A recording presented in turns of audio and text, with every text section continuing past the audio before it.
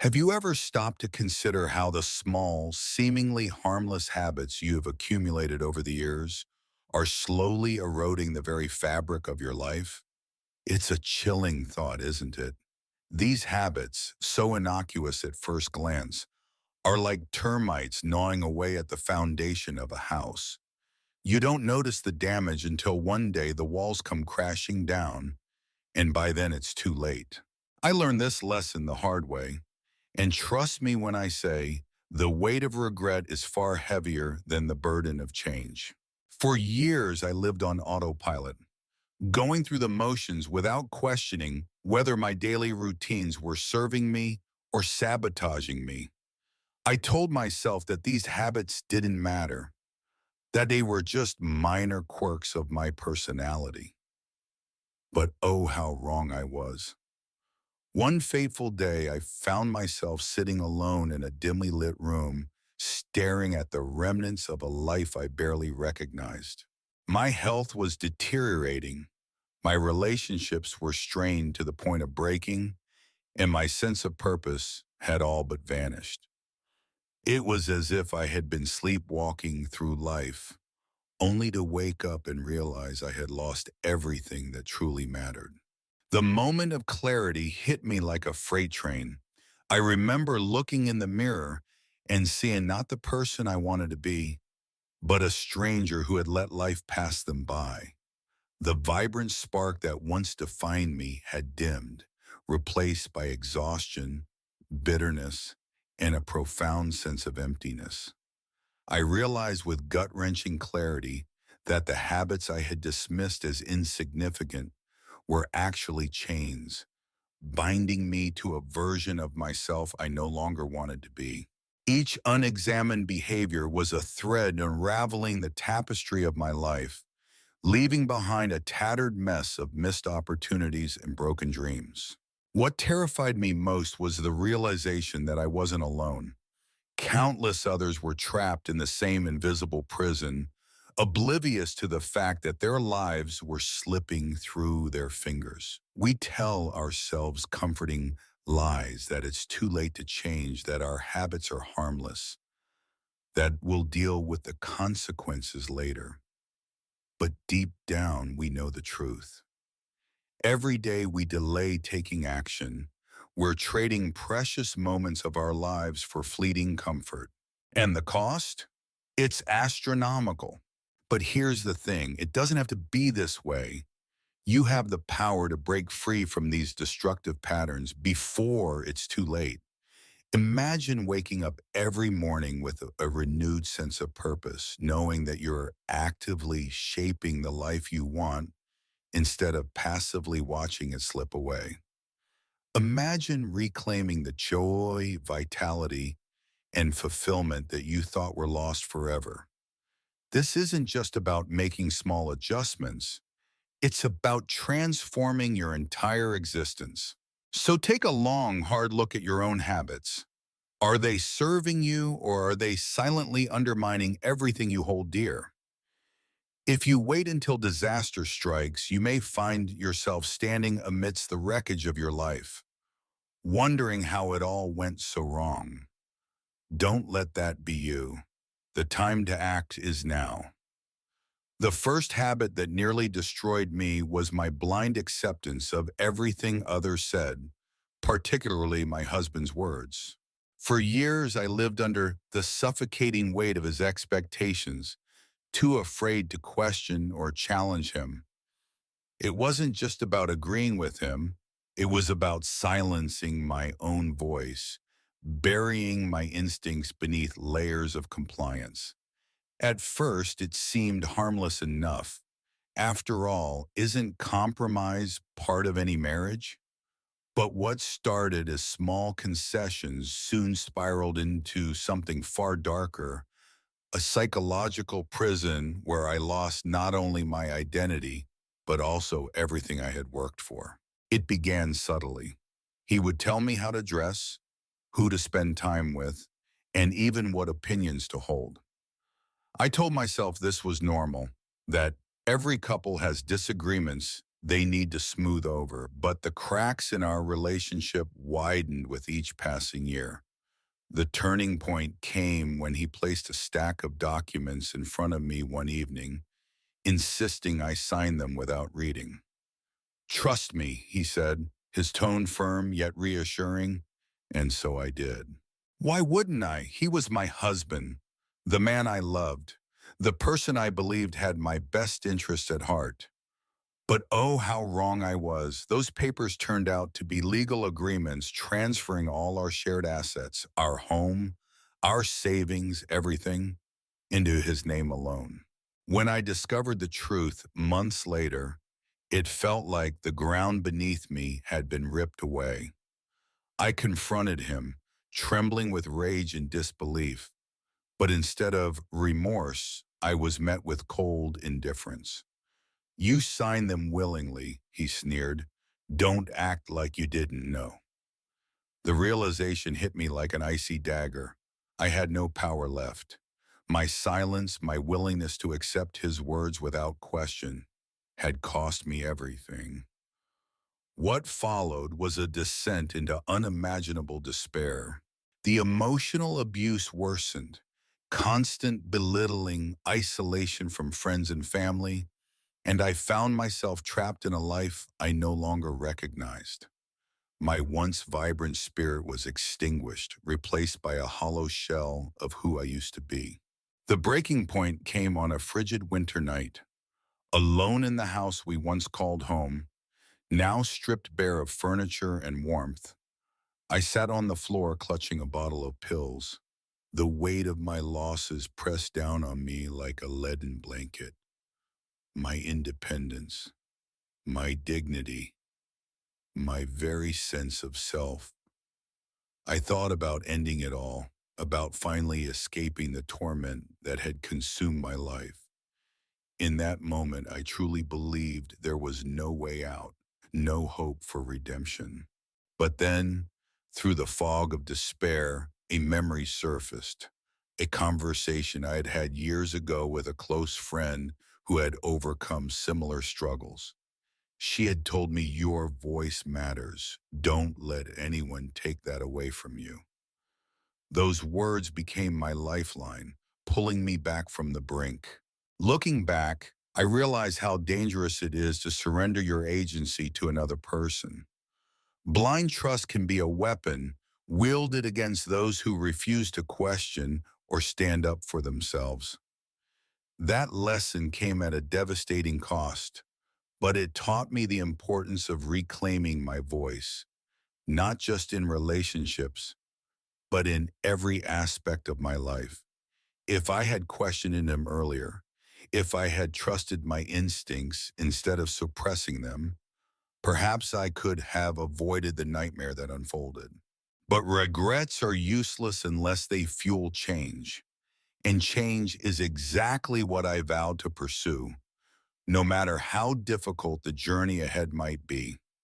The second habit that nearly destroyed me was my gradual retreat into isolation. I thought I was simply taking a break from social interactions. But what started as an innocent desire for solitude quickly spiraled into something far more sinister, a self-imposed exile that left me utterly alone. It's funny how life works. You think you're protecting yourself by withdrawing, but in reality, you're digging your own grave. I remember the story of Mr. Thompson, a neighbor who lived just down the street from me. He was a quiet man, always keeping to himself, and no one paid much attention to him until it was too late. They found him dead in his home after an entire week had passed. A whole week. Can you imagine? His body lay there, cold and forgotten, while the world outside carried on without him. That chilling image haunted me for days. What if that happened to me? What if I slipped and fell, or worse, suffered a serious accident, and no one even knew I was gone? The thought terrified me. And then, as though fate wanted to drive the point home, it happened to me. One icy morning, I slipped on a patch of black ice outside my house. My hips shattered upon impact, and I lay there for hours shivering and helpless before a passing jogger finally noticed me. By the time paramedics arrived, hypothermia had set in, and I was barely conscious. As they loaded me into the ambulance, I couldn't help but think, what if no one had come? Would I have ended up like Maynard Thompson, a forgotten statistic in the cold embrace of loneliness? But physical pain wasn't the only consequence of my isolation. It was the emotional toll that truly broke me. In those long, silent nights when the weight of solitude pressed down on me like a suffocating blanket, I turned to alcohol to numb the ache. At first, it was just a glass of wine to ease the tension, but soon it became a nightly ritual. Then came the pills, prescription drugs meant to help with anxiety, which I began abusing recklessly. Before I knew it, I was trapped in a vicious cycle of addiction, using substances to fill the void that human connection once occupied. Every sip of liquor, every pill swallowed, felt like a betrayal of myself, yet I couldn't stop. Loneliness is a cruel master, and its grip is unrelenting. Looking back, I realize how dangerous this habit of isolation truly was. It wasn't just about being alone. It was about cutting myself off from the very lifelines that could have saved me. When you isolate yourself, you don't just lose touch with others, you lose touch with yourself. You become a ghost haunting your own life, invisible even to your own reflection. But here's the thing, it doesn't have to be this way. Human beings are wired for connection.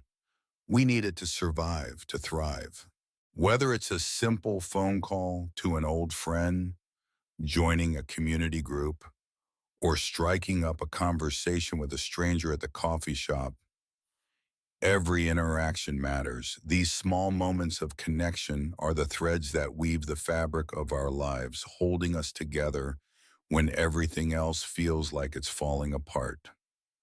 Don't let isolation steal your humanity. Reach out, reconnect, and reclaim the joy of being part of something bigger than yourself. The third habit that nearly destroyed me was my reckless neglect of my physical health, a mistake I now realize was nothing short of catastrophic. For years, I convinced mom it was too late to make a difference, that my body had already endured too much wear and tear to recover. What's the point? I would ask myself whenever the thought of going to the doctor crossed my mind. But oh, how wrong I was. The consequences of my negligence came crashing down on me one fateful morning when I woke up with an excruciating pain in my chest. It felt like an elephant was sitting on me, crushing the life out of my lungs. By the time I reached the hospital, it was almost too late. A heart attack, they said, caused by years of ignoring warning signs and skipping routine checkups. But that wasn't the end of my nightmare. Just months later, as I was still recovering from the emotional and physical scars of the heart attack, another calamity struck, a stroke. One moment I was attempting to pour myself a glass of water, and the next I collapsed, my entire right side paralyzed.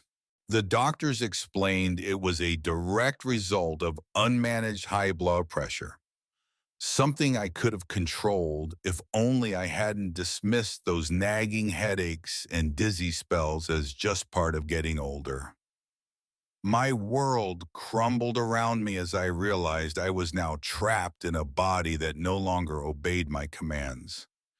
The vibrant, independent person I once was had vanished overnight, replaced by someone who couldn't even feed themselves without help. The aftermath was devastating. My children, already juggling their own lives and responsibilities, were forced to become my caregivers. They took turns feeding me, bathing me, and helping me navigate the most basic tasks of daily living. I saw the toll it took on them, the exhaustion in their eyes, the guilt in their voices when they tried to hide their frustration. I became a burden, a shadow of the parent they once admired. Some days I wished I hadn't survived the stroke because the life I was living felt more like a prison sentence than existence. Every meal, every movement, every breath was a reminder of what I had lost and what I had denied my family by refusing to take care of myself sooner. Looking back, I see how foolish I was to believe it was ever too late. Small steps like walking around the block, eating healthier meals, or simply scheduling a checkup could have spared me and my loved ones from this unimaginable suffering. Aging is inevitable, but losing control of your health doesn't have to be. Take it from someone who paid the ultimate price. Your body deserves care at every stage of life. Don't wait until tragedy strikes to realize you're worth fighting for. The fourth habit that nearly destroyed me was my inability to let go of the past, a mistake that cost me everything I held dear. For years, I lived in a perpetual state of mourning, unable to move forward after the devastating loss of my eldest son. His death left an unfillable void in my heart. But instead of honoring his memory by living fully, I clung to it like a lifeline, drowning in memories of what could have been. Every conversation revolved around him, his achievements, his laugh, the dreams he never got to fulfill. My wife and younger children tried to reach me to pull me back into the present, but their efforts were met with cold indifference. "You don't understand," I would snap, dismissing their attempts at connection. What I didn't realize then was that my refusal to live in the now was slowly suffocating the people who still needed me. It started subtly, a missed family dinner here, a canceled vacation there. But soon my fixation on the past consumed every aspect of our lives. Birthdays went uncelebrated because it wasn't the same without him. Holidays became somber affairs, haunted by his absence. My wife grew quieter, her once vibrant spirit dimmed under the weight of my grief. The breaking point came when my youngest daughter, Emily, finally confronted me one stormy evening. Her voice trembled with anger and pain as she said, "Dad, we're still here. Why can't you see us? We need you too." But even then I couldn't hear her. I was too lost in my own sorrow and to recognize the damage I was causing. The consequences of my actions were catastrophic. One day I woke up to find the house eerily silent. My wife had packed her bags and moved out, leaving behind a note that read, "I can't keep competing with a ghost." Worse still, my children stopped calling altogether.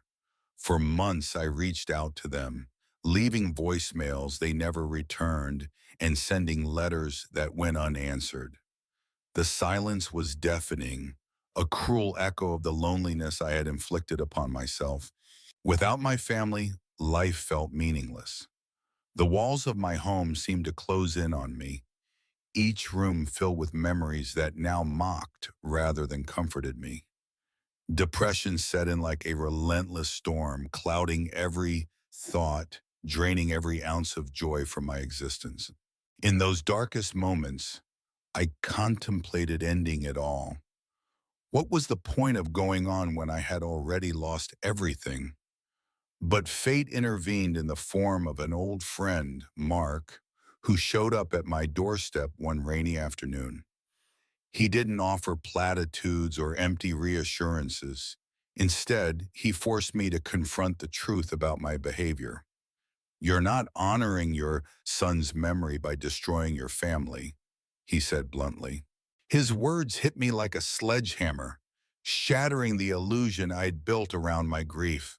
Slowly, painfully, I began to see how my obsession with the past had robbed me of the present and nearly cost me any chance at a future.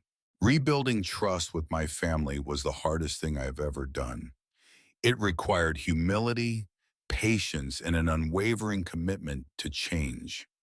But through small, intentional steps, like attending Emily's art exhibit or having coffee with my ex-wife, I began to mend the fractures I had caused. Today, while the scars remain, so does hope. I've learned that living in the past doesn't honor those we've lost. It dishonors the loved ones who are still here, waiting for us to embrace the beauty of today. The fifth habit that nearly destroyed me was my relentless self-sacrifice, a pattern of behavior I thought was noble, but ultimately left me shattered. For decades, I poured every ounce of my energy into caring for others, my children, my spouse, even distant relatives and friends in need. I told myself it was my duty, my purpose, to ensure everyone else's happiness, no matter the cost to my own well-being. But what I didn't realize was that this endless giving wasn't just depleting me. It was setting the stage for one of the most devastating betrayals of my life. It started innocently enough. As a young mother, I scrimped and saved to provide my children with everything they needed and more. I skipped meals so I could afford their school supplies, wore threadbare clothes so they could have new ones, and worked double shifts to fund their extracurricular activities. At the time, it felt like love. But as the years passed, something shifted. The very children I had sacrificed so much for began to take me for granted. They stopped calling unless they needed money, rolled their eyes when I offered advice, and treated me like an ATM rather than a person. Still, I convinced myself it was just a phase. They were busy, stressed, or distracted by their own lives. Surely they would come around eventually. But then came the breaking point. One evening, after months of declining health due to years of malnutrition and overwork, I collapsed in the kitchen while preparing mixers for my son's visit. When he arrived, instead of rushing to my side, he sighed impatiently and muttered, "Not again." Those two words cut deeper than any knife ever could. Here I was, lying weak and broken on the floor, and the child I had spent my entire life serving couldn't even muster an ounce of concern. In that moment, I realized how far I had fallen, not just physically, but emotionally and spiritually. The betrayal didn't end there. A few weeks later, I discovered that my youngest daughter, whom I had supported through college by working multiple jobs, had been spreading rumors about me among her friends. She claimed I was clingy and dramatic, painting me as some kind of burden she wished she could escape. It was as if all my sacrifices had been erased, replaced by resentment and indifference. Worse still, I found out that she had been using the money I sent her not for tuition, but for designer clothes and vacations with her boyfriend. The weight of this revelation crushed me completely. How could someone I loved so deeply repay me with such cruelty? My body finally gave out under the strain.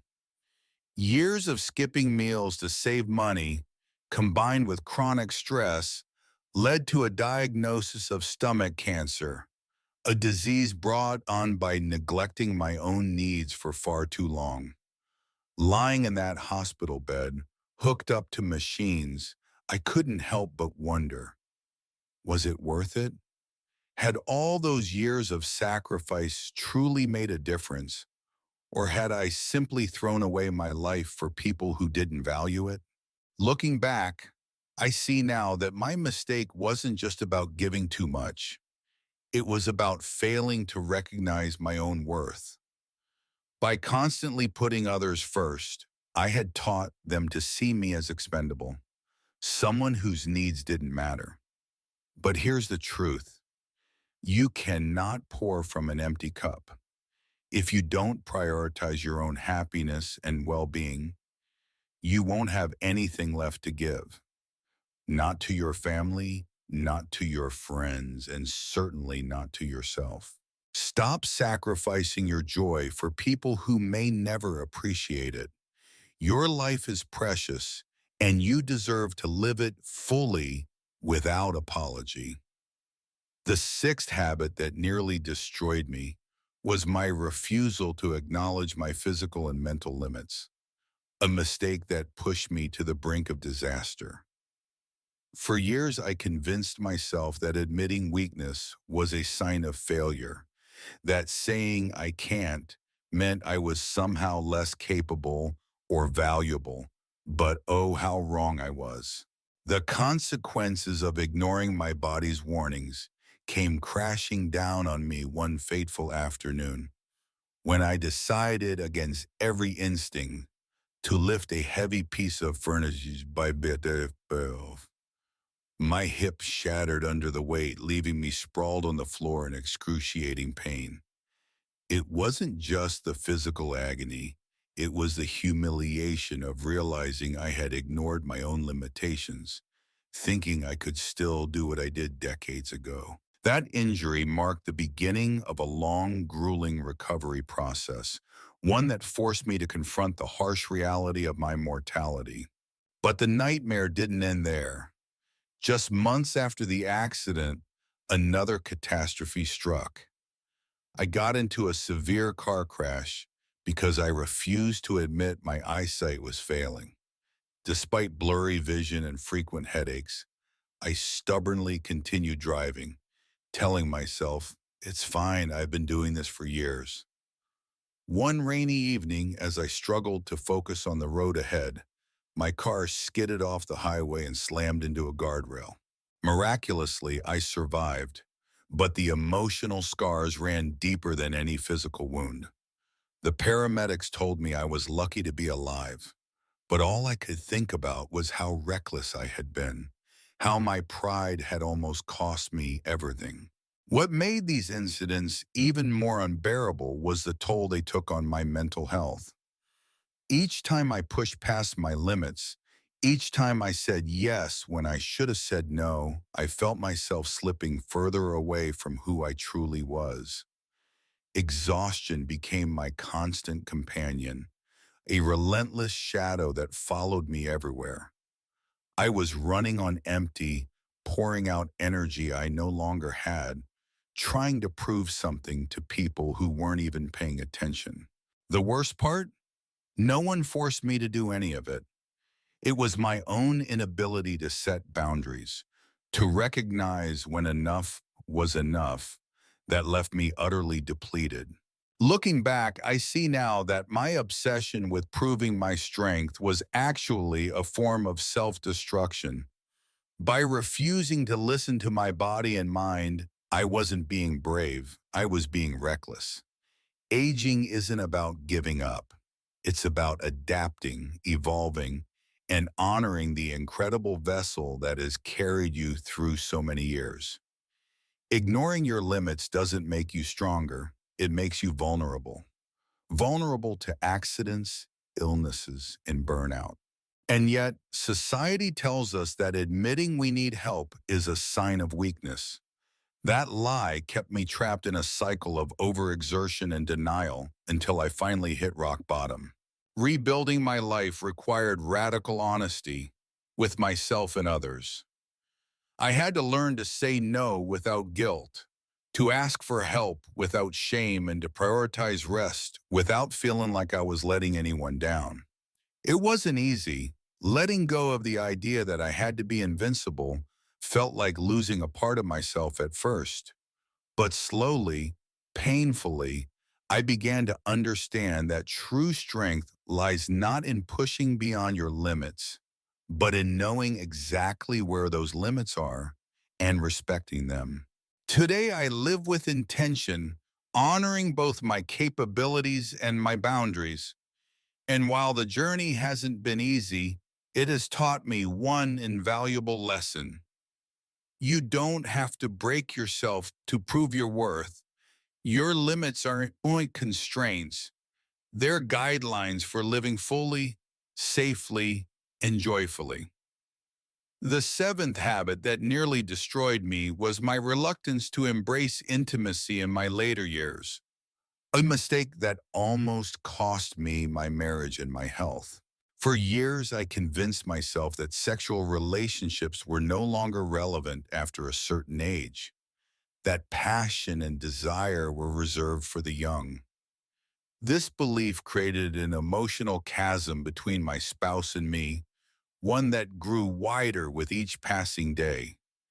At first, it seemed harmless enough. We both assumed our diminished closeness was just a natural part of aging. But what started as awkward silences and polite avoidance soon spiraled into something far more devastating, a marriage on the brink of collapse. It wasn't until a particularly heated argument that the truth came crashing down on us. "I feel like I'm living with a stranger," my husband confessed, his voice trembling with frustration and pain.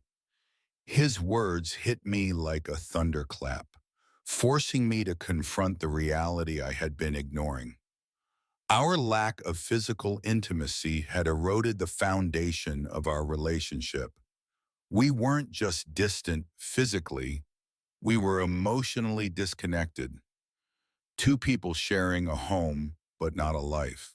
The loneliness I felt was unbearable, made even more excruciating by the fact that my partner was right there beside me, yet worlds apart. I had convinced myself that this void was inevitable, but deep down I knew it didn't have to be this way. But just when I thought things couldn't get worse, another catastrophe struck. A diagnosis of a sexually transmitted infection, STI.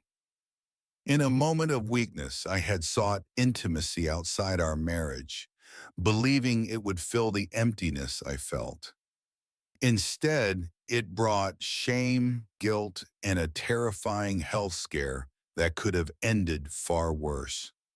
Sitting in the doctor's office, listening to the somber tone of his voice as he explained the risks and consequences, I realized how reckless I had been. My neglect of our marital bond had led me to make choices I never imagined I was capable of. The betrayal I inflicted upon my husband and myself was a wake-up call I couldn't ignore. Rebuilding trust wasn't easy. It required brutal honesty, vulnerability, and countless conversations about desires, fears, and expectations. Together, we sought counseling to address not only the physical aspects of our relationship, but also the emotional barriers we had erected over time. Slowly, painfully, we began to rediscover the connection we once shared. Intimacy became less about performance or societal expectations and more about mutual respect, understanding, and love. We learned that sex at our age isn't about proving anything. It's about nurturing a bond that has stood the test of time. Looking back, I see now that avoiding intimacy didn't protect me from aging. It robbed me of joy, connection, and fulfillment. Aging doesn't mean losing your sexuality. It means redefining it, embracing it in ways that honor who you are today. If I hadn't faced this truth head on, I might have lost everything that truly mattered. So if you're avoiding this part of your life because you think it's too late or irrelevant, know this: it's never too late to reconnect with your partner, with yourself, and with the beauty of human touch. Life is too short to live in silence and solitude, especially when the person you love is right beside you. The final and most urgent message I want to leave you with is this: change before it's too late. Life doesn't offer second chances, and the clock is always ticking, sometimes louder than we care to admit. I've seen it happen far too often. People realizing their mistakes only when they're lying in a hospital bed, hooked up to machines with doctors delivering grim prognoses. It's a scene that plays out like a tragic movie. But for those living it, there's no rewind button, no chance to go back and rewrite the story. One such person was my neighbor, Mr. Bennett, a man who spent decades working tirelessly to build wealth and status, only to lose everything that truly mattered along the way. By the time he was diagnosed with terminal cancer, his family had already drifted apart. His wife had left him years ago after enduring years of neglect, and his children barely spoke to him because he'd always prioritized work over relationships. As he lay dying, surrounded by sterile white walls instead of the warmth of loved ones, he confessed something that haunts me to this day. I thought I had more time. Those 5 words pierced through me like an arrow because they carried the weight of regret, an emotion so heavy it can crush even the strongest spirit. He didn't realize until it was too late that life isn't measured in achievements or possessions. It's measured in moments shared, connections nurtured, and love given freely. And then there's Mrs. Alvarez, a woman whose name became synonymous with tragedy in our community. For years, she ignored her deteriorating health, dismissing symptoms as just part of getting older. She avoided doctor visits, skipped medications, and pushed herself beyond her limits, believing she could power through anything.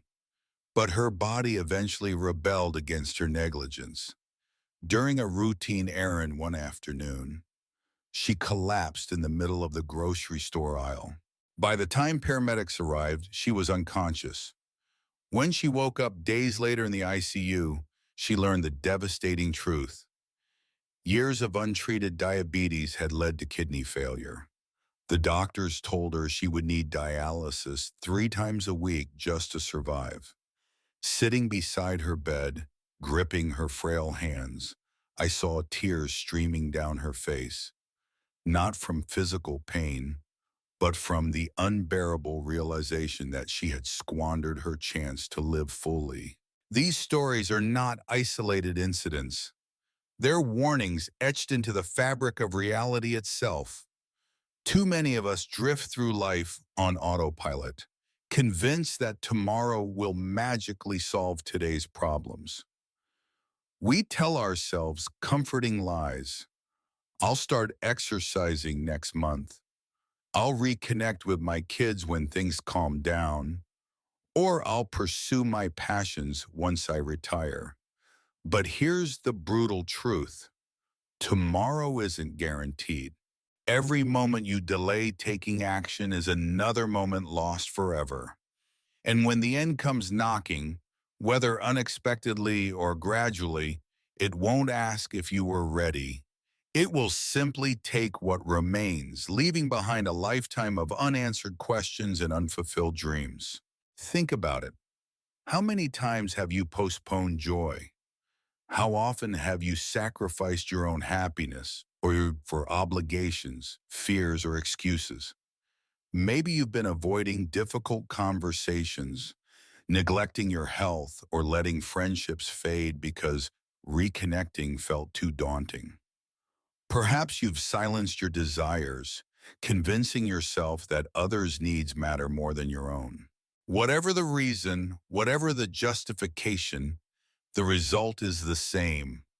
You're trading precious moments of your life for fleeting comfort, misplaced priorities, and empty promises.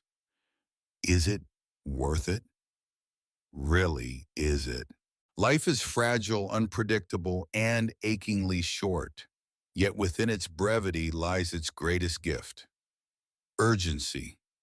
Urgency to live fully, to love deeply, and to embrace every opportunity with open arms. You don't have to wait for a crisis to wake you up. You don't have to reach rock bottom to understand what truly matters. Start now, today, this very moment.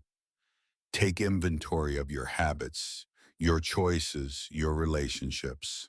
Are they serving you or are they slowly draining the essence of who you are? If you find yourself stuck in patterns of self-sabotage, break free. If you've been isolating yourself, reach out.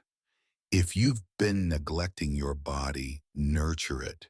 If you've been living in the past, step boldly into the present. The power to transform your life is in your hands. Remember this, you are the author of your story. Every decision you make writes another chapter. Do you want yours to be filled with regret, missed opportunities, and broken promises?